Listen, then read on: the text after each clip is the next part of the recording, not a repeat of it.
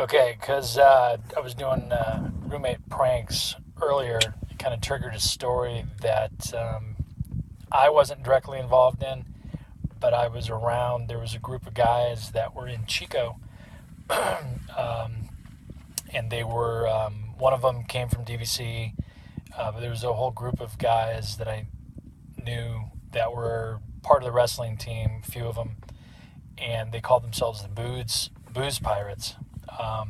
And they would get these brands, and by brands I mean like a steer brand where it was a C,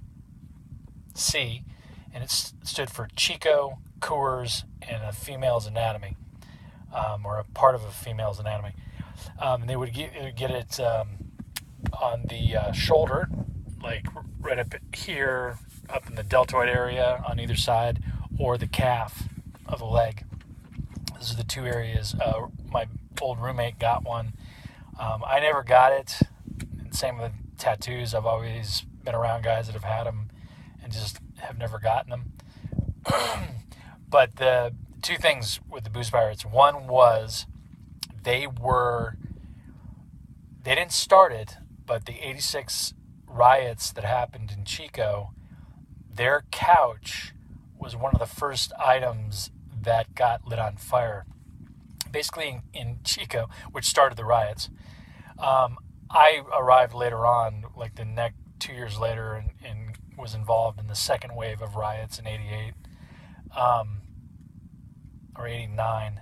It was somewhere in that vicinity, but it was after they changed it to Rancho Chico days and not Pioneer days. But what had happened was, in Chico, you had all these older homes that had porches, and what would happen is you'd inadvertently get a couch that got put out there that people would sit on during the summer and drink beer or just shoot the shit out there. And they were playing a softball game, so a bunch of guys from the Booze Pirates picked up the couch of one of the friends, and it was kind of like a pretty dilapidated couch, and they used it as a bench for their softball team. And what had happened is they were bringing it back. Somebody asked, like, "Hey, can we use that?"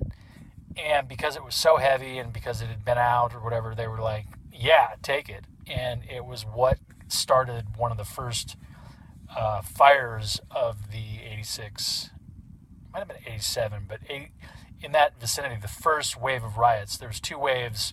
I was involved in the second one, and it was pretty trippy.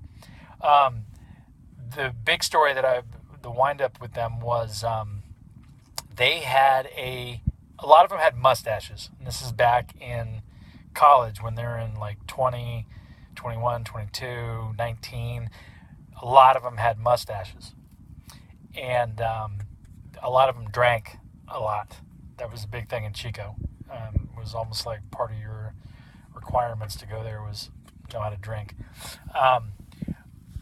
But if you were at a party or partying with them and you lived there or stayed there or whatever, and you could, if you passed out, but you made it 50% or more over your threshold to your room, the door didn't have to be locked or anything like that, you were free and clear. But the thing that they would do is they would shave half of a mustache, one eyebrow, or half of your head.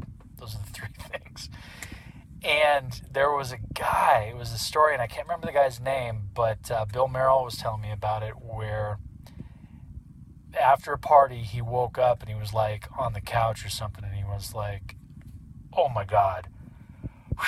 And he went like that to his head. He went to his mustache and to his head. And I guess freshened up, and he had to go to class, and he gets to class, and people are just looking at him weird. And he was like, "What?" Well, they had nailed one of the eyebrows. And if anybody knows eyebrows, like a mustache is not as big of a deal. Head is, it's dramatic, and you probably got to shave the other side of it. But eyebrows, of the three portions, sometimes don't grow back. I mean, I've heard that. I've never experienced it. But he basically got one eyebrow nailed. And that's something you either got to pencil it in or you got to shave the other one and pencil both of them in and kind of look like a Gardena girl from down here. There's a lot of girls down here that get the tattooed eyebrows and stuff that are like, "Hey, where are you from?" But that's my Booze Pirates story, and they were Booze Pirates from Chico, and this was and I hung out with a lot of them. I was like indirectly. One of them's actually either the main trainer or assistant trainer at Oregon State. He's a Duck, or Oregon. I think Oregon State is the Beavers, but he's a main trainer, Kevin Stiles. He was on the wrestling team at DVC, and he was one of the trainers up here in Chico when I went up there.